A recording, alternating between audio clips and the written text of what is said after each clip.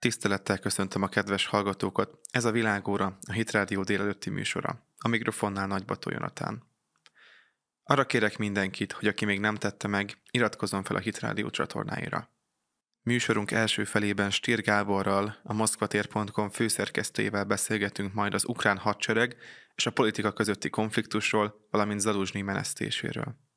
Ezt követően Magyar György ügyvéd lesz a vendégünk, akivel K. Endre, vagyis a pedofil ügyével fogunk foglalkozni. Zárásként Ransburg Zoltánnal, a Republikon Intézet vezető elemzőjével zárjuk az adást, akivel a Magyarország elleni kötelezettszegési eljárásról fogunk beszélgetni. Kezdünk! Ez a Világóra első adása Stier Gáborral, a moszkvatér.com főszerkesztőjével. Szervusz, köszönjük, hogy fogadod a hívásunkat! Szervusz, és üdvözlöm a kedves hallgatókat! Tegnapi nappal véglegessé vált az, amit eddig csak tippelgettek a szakértők. Volodymyr Zelenszkij ukrán elnök menesztette a hadsereg főparancsnokát, Valerij Zaluzsnyit. Mit kell előtt tudni, miért menesztette Zelenszkij Zaluzsnyit? Hosszú történet, erről már nagyjából másfél éve beszélünk, hogy kiéleződött a főparancsnok és az elnök közötti viszony. Ennek nem katonai okai vannak, vagy elsősorban nem katonai okai vannak, politikai okai vannak. Zaluzsnyi főparancsnok a háború hullámán túlságosan földobta őt a háború hulláma. Az a hullám, amelyik egyébként a háború elején Zelenszkij dobta az egekbe. Ne felejtsük el, hogy mielőtt az invázió megindult volna, akkor Zelenszkijnek mélyponton volt, tehát erősen hullámvölgyben, hogy eufemisztikusan fejezzem ki magam, erősen hullámvölgyben volt ő, és a népszerűsége nagyon alacsony volt. A háború ezt megdobta, de a háború hullámán fölemelkedett egy másik központ, egy másik erőközpont, egy figura, Valerij Zaluzsnyi főparancsnok, és ez ebbe a rendszerben nem fért bele. Ez nem csak emberi okai vannak, hogy féltékeny az elnök, hanem ne felejtsük el, hogy Zelenszkij már a háború előtt elkezdte kiépíteni az ő politikai rendszerét. Ez a politikai rendszer erősen központosított, mindent az elnöki iroda alá gyűr. Értem én azt, hogy lényegében elkezdte már akkor az ellenzéki pártok ellehetetlenítését, az ellenzéki sajtó ellehetetlenítését, betiltását, pártokét, sajtójét, és a központosítás, illetve ez az egyértelműen autoriter irány, ez a háborúval csak újabb lökést kapott. Nos, ebbe a rendszerben nem fér bele, hogy két feje van. És ez okozta a feszültséget. Ennek a vitának, feszültségnek, a két figura egymásnak feszülésének több hulláma volt, és végképp elmérgesedett a helyzet azután, hogy az oly nagyon várt, aztán tavaly nyár végére kifulladt ukrán ellentámadás, hát kudarcba fulladt, tehát ez a kudarc még inkább előhozta a háború által időlegesen eltemetett, elsüllyesztett belpolitikai törésvonalakat, feszültségeket. Te egyébként... Egy mondat még, hogy tehát ez egy hosszú folyamat eredménye, amelynek a végén már odáig fajult a helyzet, hogy Zaluzsnynek hát sokak szerint politikai ambíciói lehetnek, a népszerűsége 89% volt, miközben a Zelenszkij 62-re csökkent, tehát ez már egy komoly feszültséget és Zelenszkij szempontjából politikailag egzisztenciális kérdéssé fajult. Tehát ez alapvetően politikai kérdés, és nem katonai kérdés. Itt még lehetne beszélni, hogyha érdekes, akkor még beszélünk majd arról, hogy a külföldi szponzorok közül kinek érdeke, kinek nem érdeke, milyen szerepet játszott Amerika, vagy játszik Amerika ebben a játszmában. Hogy látod, Zaluzsnyi hogyan vezette az elmúlt 2 évben az ukrán hadsereget? Előre szeretném bocsátani, hogy én úgy látom, hogy Valerij Zaluzsnyi egy jó katona. Ugyanakkor kicsit politikai alapon túl van fújva az ő figurája, hiszen van még egy-két jó katona, ott akár nem menjünk messze, az ukrán hadseregben is. Például az utód, Oleksandr Szirszkij, aki a szárazföldi csapatokat vezette idáig, ugyanolyan jó katona. És ne felejtsd, ha csak az elmúlt 2 évet nézzük, de egy kicsit előbbre is mehetünk, még a 14-es kijevi puccs utáni időszakra, a polgárháború időszakára, a szeparatizmus időszakára, a Donbassban, a Debalcevói katlanban Szirszkij vezette az ukrán csapatokat, majd most a háború kitörése után ő szervezte és vezényelte közvetlenül Kijev védelmét, majd 2022 őszén a harkivi sikeres ukrán ellentámadást. Tehát letett ő az asztalra egy csomó dolgot, ezzel nem kisebbíteni akarom Zaluzsnyinak az érdemeit, és mert azt még nem tudjuk egyébként, hogy egy jó csapatparancsnok, az jó vezérkari főnök, vagy főparancsnok is lesz-e, hiszen ez egy kicsit összetettebb feladat, de minden adottsága, tapasztalata megvan ahhoz, hogy ilyen értelemben nagyobb zökkenők ne legyenek az ukrán hadseregben. Más értelemben lehet. Tehát a kérdésedre konkrétan válaszolva, Zaluzsnyi nem hibázott, extra dolgokat sem csinált, kihozta az ukrán hadseregből azt, amit lehetett, amit nem lehetett, ami kudarc, az nem az ő lelkén szárad. Ő többször figyelmeztette a politikai vezetést, hogy mi az, ami lehetetlen, tehát nem támogatta az ellentámadás megindítását, korábban föladta volna Bakhmutot, amelyet egyébként Szirszkij védett. Szirszkij itt, hogyha már ebben belemegyünk, így a kulisszák mögötti erőviszonyokba, akkor Szirszkij egyértelműen az elnöki irodaembere, de egyébként korábban Petro Poroshenko elnökkel is nagyon jó viszonya volt, hisz ott is jó pozíciókat töltött be.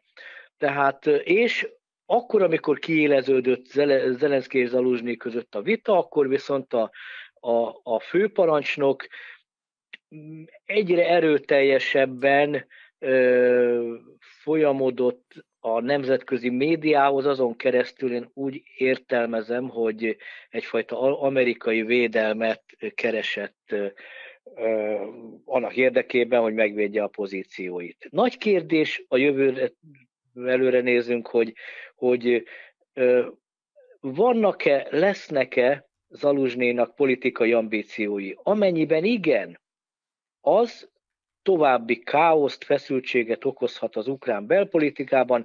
Ez az ukrán belpolitika, mint említettem, most föltört, a háborúban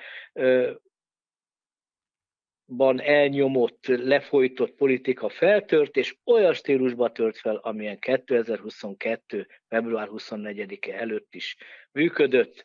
Tehát ez nem tesz jót, egyértelműen nem tesz jót Ukrajna amúgy is gyengülő védelmi képességeinek. Tehát nem az a probléma, hogy egy rossz katona kerül egy jó katona helyett a főparancsnok tisztségébe vagy székébe, hanem az, hogy potenciálisan bele van kódolva egy újabb feszültség, belpolitikai feszültség az ukrán rendszerbe, és ez tovább gyengítheti és feszítheti belülről ezt az országot, amely amúgy is ezersebből vérzik.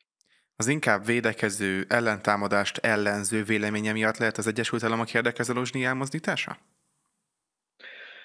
Hát igen, itt most bejön az, hogy kinek az érdeke. Igen, úgy tűnik, hogy kinek az embere, akkor itt 2,5 erőcsoportot kell megkülönböztetnünk. A külföldiek közül az angol szászok befolyása egyértelmű és szinte kizárólagos az ukrán politikai életre, az ukrán hadseregre. Ha a másik esélyest nézzük, tehát aki még korábban fölmerült utódnak, Kirilló Budanov a külföldi hírszerzés főnöke, és a HUR, a külföldi katonai hírszerzést egyértelműen az angolok befolyásolják. Tehát az angolok embere, mondjuk úgy. Zaluzsnyi eredetileg véleményem szerint nem volt senkinek az embere különösképpen, de egyre inkább az amerikaiak által irányított figurává vált, akarva, akaratlanul, én ezt úgy látom, és itt jön, és akkor még azt a felet is mondom, azt pedig hát azért ne felejtsük el, hogy Ukrajna vazallus helyzetben van, de vannak Zelenszkijnek és csapatának, tehát az ukrán elnöki irodának, és itt most, hogy ez Zelenszkij és csapata, vagy Jermák és csapata, Jermák az elnöki irodának a vezetője. Tehát őnekik is vannak külön ambícióik, és adott esetben néha amennyire a mozgásterük megengedi, nem túl nagy, akkor ütköznek is a külföldi keresztapákkal, védelmezőkkel. Tehát én úgy gondolom, hogy Zaluzsnyit azért építgetik amerikai oldalról, egyfajta B-tervként, hogyha úgy hozza a sor, hogy le kell ülni tárgyalni, mert összeomlás előtt van az ukrán hadsereg, mert az amerikai kampány úgy alakul, vagy mert Amerika számára a globális helyzet úgy alakul, ne adja Isten, a csendes-óceáni térségben túlfeszül a helyzet, vagy még valahol Gáza és Ukrajna mellett, akkor lejjebb kell csavarni Ukrajnában a lángot. Tehát, hogyha olyan helyzet alakul, akkor ki lehet leültetni az oroszokkal tárgyalni. Hát Zelenszkij oly messze ment, hogy ebben a kérdésben, hogy ő nem, és már ugye törvény is van erről, meg alkotmány sem minden megfogalmaztak, hogy mintha az amerikaiak építenének a B-tervre egy figurát, és ez lehet Zaluzsnyi, hogy adott esetben ő írhat alá egy feltehetően, ha kell, egy feltehetően, vagy a jelenlegi trendek szerint feltehetően kompromisszumokkal teli, tehát területvesztéssel járó tűzszünetet. Tehát ilyen értelemben illik ez a váltás az amerikai, nem azt mondom, hogy az amerikai tervekben, még akár abba is, mert Zaluzsnyi most áldozatként tűnhet föl, de ha én jól értelmezem, akkor az ukrán hadseregre ebben az évben biztosan vesszőfutás vár, és ennek a balhéját, következményeit Szirszkij fogja elvinni, és Zaluzsnyi mint egyfajta hősként megmaradhat, a későbbi, ha úgy hozza a sors, meg az ő ambíciói, meg a mögötte állók akarata úgy hozza, akkor politikai pályára léphet, és akkor akár a következő elnök is lehet, és ilyen értelemben lehet egyfajta amerikai B-tervnek a része. De az egyértelmű, hogy Amerika mozgatja elsősorban a szálakat, tehát hogy ki hova kerül, mi lesz egyáltalán a konfliktus sorsa, a háború intenzitása, mikor csökken, hogy alakulnak a dolgok, az természetesen az Oroszország mellett elsősorban ezen az oldalon Amerika akaratától függ. Ebbe bizonyos érdekeiket érvényesítve bele-bele szólhatnak az ukrán érdekcsoportok, de alapvetően nem befolyásolhatják ezt a menetet.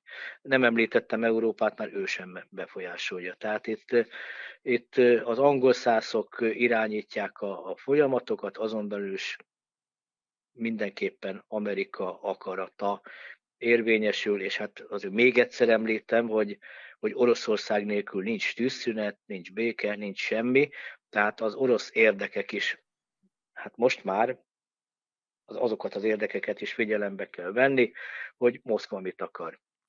Ez volt a Világóra első adása Stier Gáborral. Köszönjük, hogy fogadtad a hívásunkat.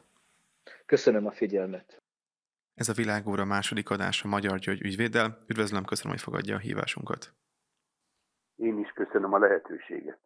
Alkotmánymódosítást lengetett be a kormány nevében Orbán Viktor, Magyarország miniszterelnöke, miután Novák Katalin köztársasági elnök az akkori igazságügyi miniszter Varga Judit ellenjegyzésével kegyelmet adott a pedofiliekkel vádolt K. Endrének. Pontosan miről is szól a miniszterelnök úrnak az indítványa? Megmondom őszintén, hogy ez a javaslat jogi értelemben, szakmai értelemben hibás. Erre a cselekvőségre, erre a megtörtént eseményre nem szabad úgy reagálni, hogy sértse a miniszterelnök, és ezzel összefüggésben a törvénymódosítás vagy alkotmánymódosítás az úgynevezett jogbiztonságot. Az alkotmány ugyanis nagyon fontos alaptörvény. Nem szabad hozzányúlni ad hoc jelleggel egy-egy ügy kipattanása okán. Ez meggondolatlanság, szakmaiatlanság, és megítélésem szerint pótcselekvés. Hogy a miniszterelnök ezt az utat választotta, azt meg lehet érteni, mert ő maga is úgy érzi, hogy morálisan elfogadhatatlan döntés született a kegyelem vonatkozásában. Igen jelentős szerepe van erkölcsi értelemben magának a köztársasági elnöknek, de még nagyobb szerepe van politikai értelemben az azóta már nem működő igazságügyminiszternek. Én azt gondolom, hogy amikor a miniszterelnök úr az alkotmánymódosítást javasolja, a felelősségre vonást és az úgynevezett elszámoltatást akarja megtakarítani. És ezt sajnos feláldozza a jogbiztonság vonatkozásában, a fürdővízzel kiönti a gyereket is, mert nem a kegyelmi jogkörrel van a probléma. Nem az a baj, hogy gyakorolhatnak bizonyos esetekben kegyelmet elítéltekre, vagy végrehajtási kegyelmet folyamatban lévő ügyeknél, hanem az a baj, hogy ezt nem megfelelően készítik elő, az a baj, hogyha e vonatkozásban nincs kellő körültekintés, és az a baj, hogyha ez nem azonosulható a társadalom elvárásával. A társadalmi elvárás nagyon lényeges tartalmi elem, ezért én egyet kell, hogy értsek azokkal a javaslatokkal, amelyek most felmerültek. Nem a kegyelmi jogszabályt kell korlátozni, nem annak a lehetőségét kell megváltoztatni, hanem legfeljebb arra kell irányulni, hogy ezek a döntések legyenek transzparensek, legyenek nyilvánosak, és legyenek megindokolhatóak. Éppen a társadalom megnyugtatása és kellő tájékoztatása érdekében. Egyébként ez az alkotmánymódosítási kezdeményezés, ez azt jelenti, hogy korlátozni fogják a köztársasági elnök kegyelmet, de ugye ez egyúttal azt is jelenti, hogy valamennyire sérül a hatalom elválasztásának az elve is, nem? Nagyon nagy mértékben látom ezt hibásnak, és önmagában már az, hogyha jogi úton akarunk valami morális elemet rendezni, az is hibás. És hogyha tegnap fölmerül valami, akkor már holnap reagálunk rá jogalkotással. Ez nagyon rosszat tesz a jogbiztonságnak és az emberek eligazítási képességének. Nem lehet végrehajtani, amit most alkotmánymódosításként elképzelt a miniszterelnök úr, de még egyszer mondom, valószínűleg őt azt motiválta, hogy a felelősséget mint olyat tolja arrébb. Mert nem vitásan neki is, mint a kormány fejének felelőssége van, az ilyen kegyelmi eljárásoknak óriási jelentősége a felelősség kérdéskörében, nem véletlenül tartalmazza, és helyesen a jogi rendelkezés, hogy az igazságügyminiszternek ellen kell jegyeznie az elnöki kegyelmi határozatot, és az ellenjegyzésből fakadóan a politikai felelősség átszáll az elnökről a kormányra, mert a kormány tagja az igazságügyminiszter, a kormány feje a miniszterelnök. Tehát ez az a felelősség, ami megítélésem szerint nincs rendezve ezzel a mondva csinált alkotmánymódosítással. Az alkotmánymódosításra nagyon kellene figyelni. Azért, mert van kétharmados többsége a jelenlegi hatalomnak, nem szabadna visszaélni az úgynevezett gránit szilárdságú alaptörvényt. Már 12. alkalommal szeretnék módosítani, éppen a hatalomgyakorlási érdekeknek megfelelően. Ennek véget kell vetni. Ez jogi értelemben szakszerűtlen és elfogadhatatlan. És még valamit hadd mondjak. Nem is lehet jogilag értelmezni, hogy a kiskorúakkal kapcsolatos cselekményeket elkövetőkkel szemben ne lehessen kegyelmi jogot gyakorolni. Hát ez tűrhetetlen, mert nem fogható meg. Nem tudjuk, hogy mi a kiskorúakkal szembeni elkövetésnek a kategória rendszere. A büntető törvénykönyv nem ismer olyat, hogy felsorolná az egyik fejezetben a kiskorúak sérelmére elkövetett cselekvőségeket. Vannak büntetjogi tényállások, vannak olyan meghatározott bűncselekmény kategóriák, ahol külön mérlegelik és értékelik a kiskorúak sérelmére történő elkövetést. Ezt a bíróságok szokták megfelelő módon mérlegelni. Nem szabadna, nagyon helyesen kérdezi az egyik hatalmi ágnak a másik hatalmi ágba beavatkoznia. A bíróság van arra kitalálva, hogy jogerős döntések esetén ne kerüljön jogtartalmi szempontból felülvizsgálatra az ő döntésük, csak az igazságszolgáltatás keretein belül. A kegyelmi eljárás nem jogorvoslati eljárás. A kegyelmi eljárásnak jogi értelemben nincs köze a büntető eljáráshoz, és a büntető eljárás során keletkezett jogerős ítélethez.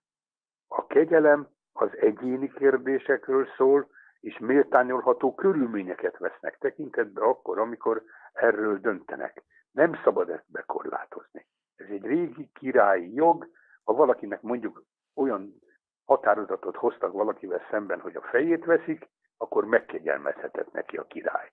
Innen származik. A mai demokratikus rendszerben pedig a kegyelmi jogkör lehetőségét meg kell tartani, csak jól kell tudni alkalmazni, nem szabad vele visszaélni, és különösen nem szabad erre nézve külön jogszabályokat alkotni. Mi az oka egyébként ön szerint annak, hogy nem Varga Juditon csattant az ostor? Hát az elnök adja a kegyelmet, és ez így képeződik le, hogy az elnöki kegyelem volt itt hibás, mert olyan személynek adott kegyelmet, akinek a magatartása morálisan elítélendő, és ezt nehéz értelmezni. Azt nem biztos, hogy mindenki megérti, hogy itt a felelősség az akkori igazságügyminiszteren van, de én gondolom, hogy a kommunikáció, ez a mi beszélgetésünk is, az interneten folyó csettelés is, a értékelt személyek megszólalása is fel fogja világosítani az állampolgárokat arra nézve, hogy az igazi felelős az akkori igazságügyminiszter Varga Judit, aki lehet egy nagyon értelmes, felkészült, hasznos személyiség, de hogy mint igazságügyminiszter nem jól szerepelt, ez biztos. Gondoljunk csak a Völner Schadl ügynek a fekete oldalára, gondoljunk csak a Pegazus ügyre, gondoljunk itt más kegyelmi eljárásokra, és erre az úgynevezett pedofillal kapcsolatos cselekvőségre. És én megítélésem szerint nem jó üzenet egy ország vonatkozásában, hogy ő most Európába gravitál menni. Szeretne frakcióvezető lenni a Fidesz vonatkozásában. Olyan igazságügyminiszter, aki ilyen hibákat vét, nem fogja tudni megfelelően reprezentálni Magyarországot az Európai Parlamentben. Volt már hasonló eset, emlékezzünk vissza, Trócsányi László esete, amikor is biztosnak jelölték, de az ő magyarországi tevékenysége, mint akkor igazságügyminiszter, kizárta azt, hogy biztosnak jelöljék.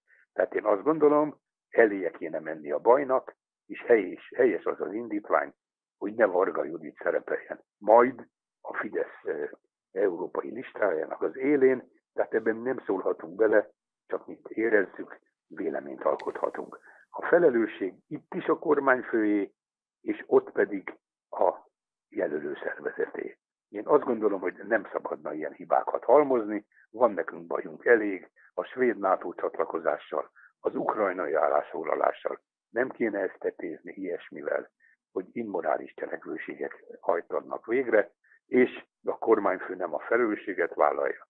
Nem azt mondja, hogy ezeknek az embereknek felelősséget kell vállalni, hanem keres egy vargabetűs megoldást, és alkotmánymódosításban menekül, amely jogszakmai szempontból teljesen elutasítandó. Ön szerint Novák Katalin le fog mondani? Novák Katalin le fogja mondani? Hát ebben nem tudok állást foglalni, ez az ő habitusán, az ő morálérzékén múlik, fontos az ő előélete, tudjuk, hogy ő nagyon hűséges katonája, hogy így mondjam, Orbán Viktornak, fontos szereplő, fontos szerepet bíztak rá, a legmagasabb közjogi méltóságot, nőként olyan személyre, aki egyébként családvédelemmel foglalkozott, és ez volt az ő szakterülete, ez egy hatalmas nagy baklövés, hogy ilyen területen hibázott, de ez a saját lelkiismeretének a kérdésköre. Elérni azt, hogy őt visszahívják, nehéz lenne, hogyha nem áll mögötte a parlamenti többség. Ennek a kérdéskörnek a vonatkozásában politikai vonatkozásai jelentősek, és ez az ő morálérzékén múlik, hogy ezek után felajánlja a lemondását, vagy lemond-e. Beszédes az, hogy maga a Fidesz frakcióvezető is elítéli, egyébként implicite a miniszterelnök is elítélte ezt a döntést, és az ő magyarázkodása megítélésem szerint nem helyes, az csak egy kommunikáció, sokkal tisztább lenne kiállni, és azt mondani, hogy hibáztam. Nem véletlen az sem, hogy a tanácsadó testületének a tagjai morális értelemben egymás után mondják le a megbízatásukat. Ezek üzenetek, aztán, hogy ez Novák Katalinon hogy fog visszahatni, ezt meg nem mondom. Morális kérdésről van szó, a tisztesség az diktálná, hogy ezek után ő felajánlja ezt a lemondást. Ez volt a Világóra második adása Magyar György ügyvéddel. Köszönöm, hogy fogadta a hívásunkat. Én is köszönöm a lehetőséget. Minden jót kívánok. Ez a Világóra harmadik adása, a mikrofon mögött továbbra is Nagybató Jonatán. A következő vendégünk Ransburg Zoltán, a Republikon Intézet vezetőelemzője. Üdvözlöm, köszönöm, hogy fogadja a hívásunkat. Üdvözlöm, és üdvözlöm a kedves hallgatókat is. Miután az Európai Bizottság úgy találta, hogy a Magyar Szuverenitásvédelmi Törvény egyes rendelkezései ellentétesek az uniós joggal, újabb kötelezettszegési eljárás indul Magyarország ellen. Az Unió szerint a Magyar Szuverenitásvédelmi Törvény egyes rendelkezései ellentétesek az Európai Unió jogrendszerével. Mi is ez a szuverenitásvédelmi törvény, mi a lényege, és miért vált ki ilyen erős reakciókat az Európai Bizottságtól? Ez egy átfogó kérdés. Kezdjük akkor a szuverenitásvédelmi törvénycsomaggal. Ugye ez egy törvénycsomag, több eleme is van. Érdemes ketté választani talán ezeket az elemeket. Az egyik fele a törvénycsomagnak az a választásokon induló, illetve jelölteket állító szervezetekre és jelöltekre vonatkozik, az ő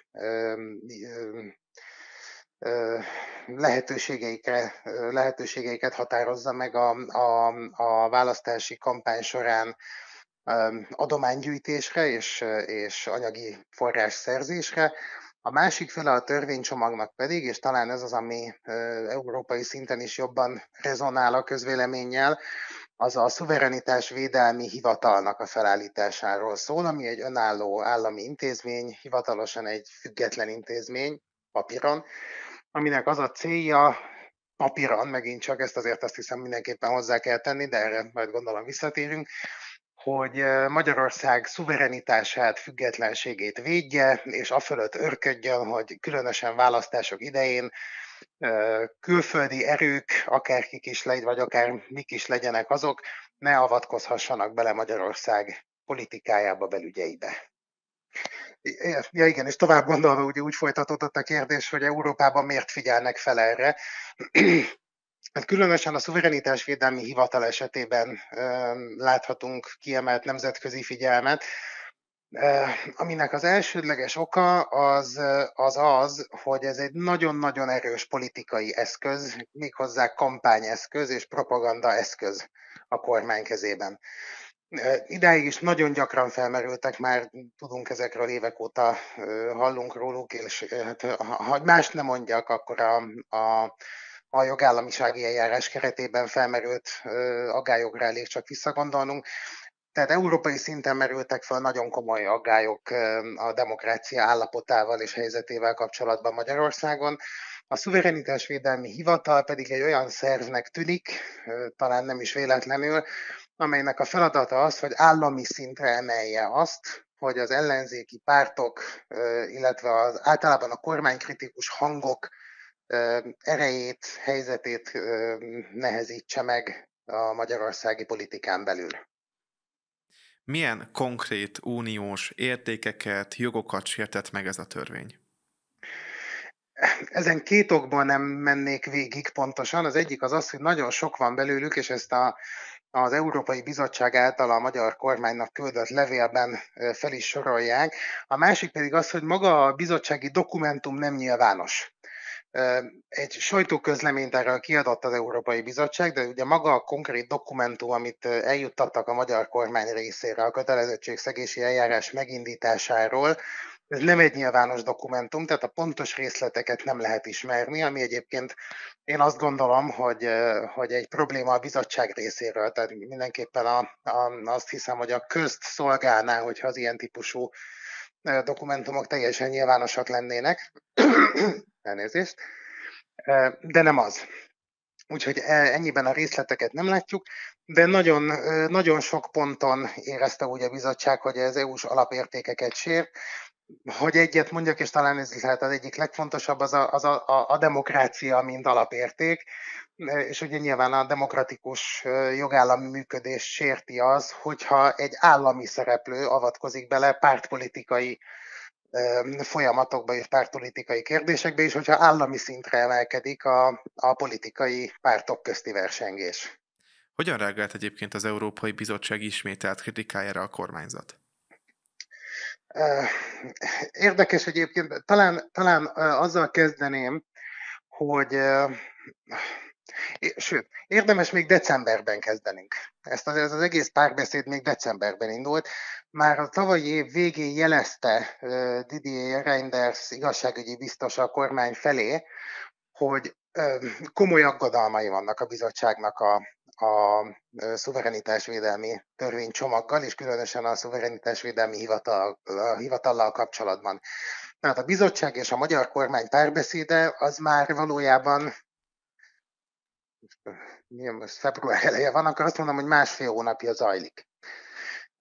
Erre a kormány láthatóan érdemben nem reagált, és ezért jutott el odáig ez a történet, hogy most a bizottság ezt az eljárást megindította, de egy ilyen eljárás megindítása az még nem jelenti feltétlenül azt, sőt, közel sem jelenti biztosan azt, hogy itt végül szankcionálásra kerül sor, és effektív. Ugye ennek a folyamatnak a végén bírósági tárgyalás és pénzbüntetés lehet a vége a magyar államra nézve. Nem kell ennek idáig eljutnia, nem kellene idáig ennek eljutnia. Viszont a magyar kormány feladata most az, hogy 2 hónapon belül reagáljon a kötelezettségszegési eljárásban megfogalmazott aggodalmakra. Hogyha ezekre a magyar kormány tulajdonképpen tételes problémákat sorol fel ilyenkor a bizottság, amikre tételesen válaszolnia kell a kormánynak, és reagálnia kell ezekre. Ha ez időben megtörténik, és a magyar kormány válaszait a bizottság elfogadja, akkor minden rendben van, és akkor ugye az eljárás megszüntethető. Ha nem, akkor juthat, ugye ez a következő 2 hónapon belül kell megtörténnie. Ha nem történik meg, akkor a magyar kormány tulajdonképpen időt nyer magának, utána a bizottság felméri, hogy a magyar kormány válaszával elégedette vagy sem. Ha nem, akkor juthat el ez az ügy végül egy bírósági tárgyalás szakaszába, és utána pedig akár a szankcionálási szakaszba. Alapvetően ezeknek az ügyeknek nem kellene idáig eljutniuk. És egyébként a bizottság számos országgal szemben, számos ügyben indít kötelezettségszegési eljárást. Ez nem egy különleges eset. Magyarországgal szemben is számtalan ilyen eljárás indult már. Ami ebben az ügyben különleges, az egyrészt a témája. Emiatt mindenképpen különös figyelmet érdemel európai szinten is. Másrészt pedig az, hogy a legtöbb kormány megállapodásra jut a bizottsággal, még mielőtt a szankcionálási szakaszig eljutna az ügy. A magyar kormány esetében ez közel sem ennyire nyilvánvaló. Jelenleg nem akarok rosszat mondani, de én úgy emlékszem, hogy 2 olyan ügy is van, amelyik már a szankcionálási szakaszban van. A magyar kormány nagyon nehezen enged el számára politikailag fontos ügyeket, és nem kompromisszumkész a bizottsággal. Milyen lépéseket tett a magyar kormány annak az irányába, hogy ez a kötelezettségszegési eljárás pozitív elbírálásban részesüljön?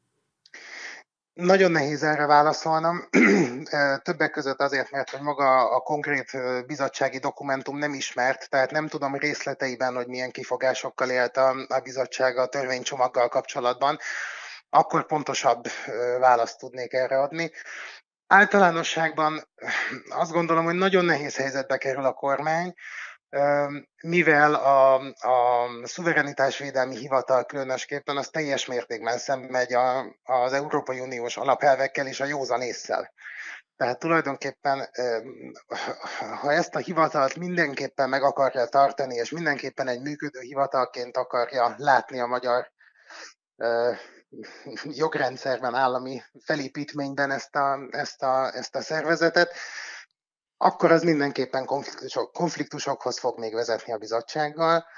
Ami elképzelhető, és amire volt is már példa, az az, hogy adott esetben a bizottság által kifogásolt jogszabályokon változtat a kormány, akár vissza is van egyes jogszabályokat, viszont aztán ugyanezeket más törvénycsomagokba akár beleültetve valamilyen kerülő úton visszajuttatja a jogrendszerbe, tehát tulajdonképpen nem elveti őket, hanem egy kerülő úton valósítja meg, úgyhogy ez lehetőleg az Európai Bizottság figyelmét elkerülje. Ez elképzelhető.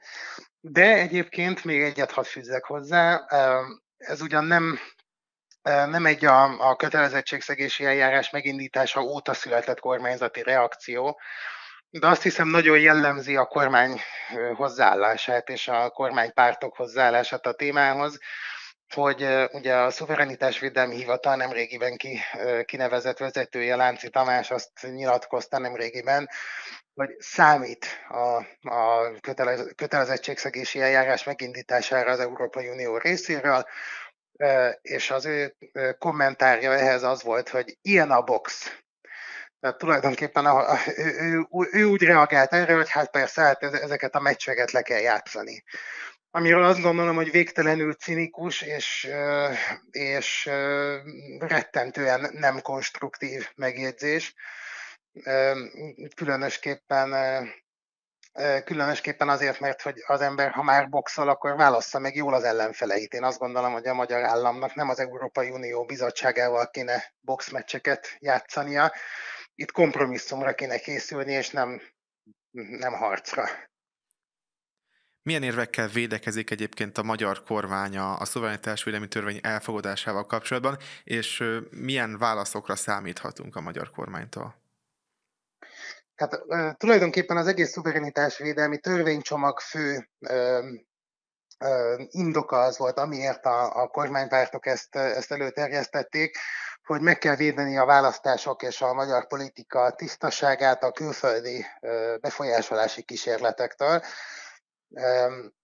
Ez teljesen egyértelműen egy politikai döntés, és ez egy valódi tények által meg nem alapozott politikai döntés, ami egyébként teljesen egyenes ági következménye és folytatása a dollár baloldal és dollár média címszavakkal jelzett politikai kampánynak, amivel a kormány most már jó ideje az ellenzék, és általában a kormány kritikus a hangok ellen hangol. Én azt gondolom, hogy nagyon fontos megértenünk, hogyha a kormány szempontjából próbáljuk magyarázni ezt az egész szuverenitásvédelmi ügyet, hogy amikor a kormány nagyon rendszeresen beszél arról, hogy a magyar emberek érdekeit képviselik, akár Brüsszelben, akár a magyar baloldallal, a magyar ellenzékkel szemben, olyankor ők monopolizálják a politikát. A magyar kormány egyik, és a magyar kormány, ez a kormánypártok, ez a Fideszre, a KDNP-re igaz, az ő céljuk az, hogy azt a benyomást keltsék, azt az érzetet keltsék, hogy Magyarországon a magyar emberek érdekeit egyedül a magyarországi országgyűlési választásokon megválasztott kormány képviselheti. Ha bárki más, bármilyen más érdeket merne képviselni, vagy bármilyen más álláspontot próbálna képviselni, akkor az a haza ellen dolgozik, az áruló, az valamilyen külföldi érdeket szolgál, és a magyar emberek elárulója. Ami önmagában én azt gondolom, hogy ez a gondolat, amit nagyon konzekvensen képvisel egyébként a kormány, és a legitimációjuknak az egyik fő elvi alapja, ez én azt hiszem, hogy az egyik legantidemokratikusabb gondolat, ami ebből a kormányból valaha kisajtolódott, pedig hát nagy a verseny. Ugye nyilván egy valós fenyegetettség az, hogy a választásokba más hatalmak bele akarnak avatkozni. Hogyan lehet egyébként hatékonyan fellépni az ilyen választási csalások ellen? Hát ez egy messzire vezető kérdés, és én azt gondolom, hogy ennek nagyon sok biztonságpolitikai vonatkozása is van. Valóban nyilván előfordulhat, hogy külföldi államok megpróbálnak, vagy külföldi szereplők inkább azt mondom, megpróbálnak beleavatkozni más államok választásaiba. Erre láthatunk példákat. Magyarország esetében azt gondolom, hogy az egyik legfontosabb ilyen rizikófaktor, az például az Oroszországból érkező dezinformáció. Erre kifejezetten az orosz állam támaszkodik nagyon nagy tekintetben, hogy Európai Uniós tagállamként Magyarországon is, és más uniós tagállamokban is fals információkat terjesszen. Nyilván az ukrajnai háború kezdete óta ez egy különösen fontos szempont Oroszország számára, vagy különösen fontos művelet Oroszország számára. A dezinformáció esetében általában ugyanazok az eszközök, amik minden esetben a fals információk kiszűrésére alkalmazhatók, akár felhasználóként, azok ezek ellen is valamennyire működőképesek. De hát természetesen azért vannak egy országnak például titkos szolgálatai, hogy a magasabb szintű ilyen típusú beavatkozási kísérletek ellen védekezzenek. Ilyen Magyarországon is van, természetesen mindenhol van. És ott olyan kiváló szakemberek dolgoznak, akiknek az a feladatuk, hogy a valós veszélyek ellen megvédjék az országot. Azt hiszem, hogy a szuverenitási védelmi hivatalra visszatérve tulajdonképpen az egyik leglátványosabb bizonyíték annak, hogy valójában ez a hivatal milyen célokat szolgál, az éppen az, hogy a vezetőjének Lánci Tamást nevezték ki, akinek hát nem nagyon sok köze van a kémelhárításhoz, a külföldi beavatkozások elleni küzdelemhez, a nyomozáshoz. A propagandához viszont annál több. Ez volt a Világóra Ransburg Zoltánnal. Köszönjük, hogy fogadta a hívásunkat. Én köszönöm a megkeresést. Ez volt a Világóra, a Hit Rádió délelőtti műsora. Ha tetszett a videó, kérjük, hogy iratkozzanak fel a csatornánkra, lájkolják a videót, kommenteljenek, hogy minél több emberhez eljussunk. A szerkesztő Jó Brodé nevében mindenkinek áldott és békében gazdag hétvégét kívánok. Viszonthallásra!